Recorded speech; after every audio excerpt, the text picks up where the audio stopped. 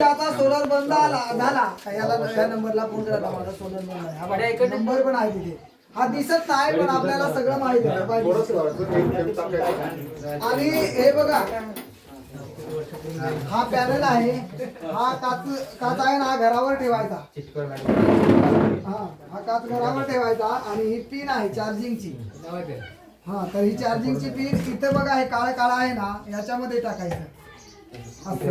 लाल लाईट पेटते ना, लाल लाईट पेटते ही तर ही लाल लाईट आहे ना ही चार्जिंग होते आणि हिरवी लाईट म्हणजे लाल सोडून हिरवी लाईट फुल पेटली ना का समजायचं चार्जिंग पूर्ण झाला. आणि आता वापरायच्या अगोदर पूर्ण हिरवी लाईट पेटल्याशिवाय तुम्ही वापरू नका.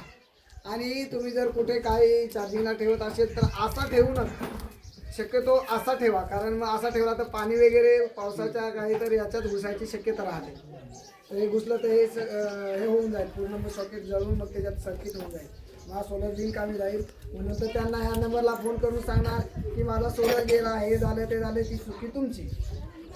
आणि कधी पण येतील माणसं, कोणी पण येईल, काही पण तुम्हाला विचारेल हा नंबर तुम्हाला सांगता आला पाहिजे. तुमचा फोन नंबर दिला, आधार नंबर दिला सगळं. आणि हा स्कॅन नंबर आहे, हा स्कॅन करून आणि कोणाला कोणता नंबर दिला आणि कोणाचा सोलर कुठे आहे हे तुम्हाला ते विचारतील फोन करून. तर तुम्ही सगळ्यांनी सांगायचा. धन्यवाद. फक्त आता ना जाताना ना उद्याचा दिवस फुल चार्जिंग होऊ द्या, नंतरच वापर करायचा. रमेश बोरे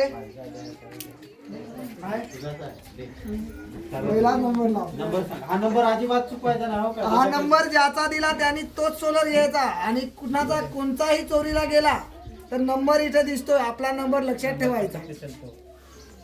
याच्यात पण नंबर आहे आणि मध्ये पण नंबर आहे. घेतले का थांबा फोटो काढायचा. आणि सगळ्यांनी घ्या, जाऊ नका इथे थांबायचं. सगळ्यांचा